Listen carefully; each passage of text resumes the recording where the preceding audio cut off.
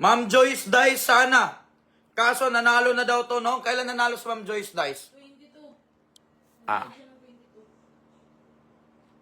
Ma'am Joyce Dice, Jolene po pinapahulaan ko.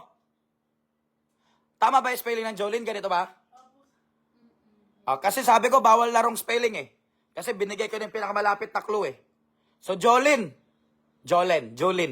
So, ma'am, nanalo ka na daw kasi, ma'am. Okay? Nawala pang 7 araw mula nung nagbayad ka sa shipping fee.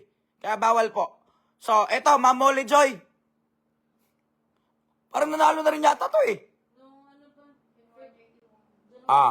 Baka rin tayo ha.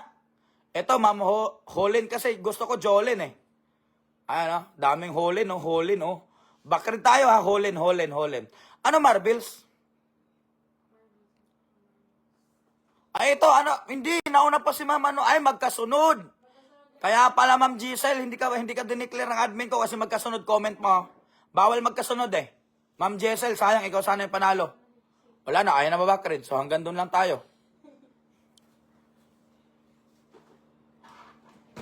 Ma'am Giselle, ikaw sana panalo. Kaso, wala eh. Magdalawa magkasunod comment mo, bawal kasi sa akin. Jolene! Jolene!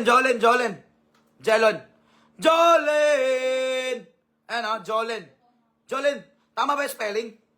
Jolan. Hindi Holen, ha? Okay? Kasi pag Holen, parang ang bilis mahuraan eh. Okay? So, ma'am, nanalo ka lang naman ng isa sa pinakamalupit. Si Jolena Magdangal yan. Ha? Ma'am, nanalo ka lang naman yan. Okay? Uy, ano ba tawag nun? Ay, tamang spelling, ano talaga? Baka mabash tayo eh. Okay? Guys, wait lang, magbagsakan presyo tayo. Wait lang ha.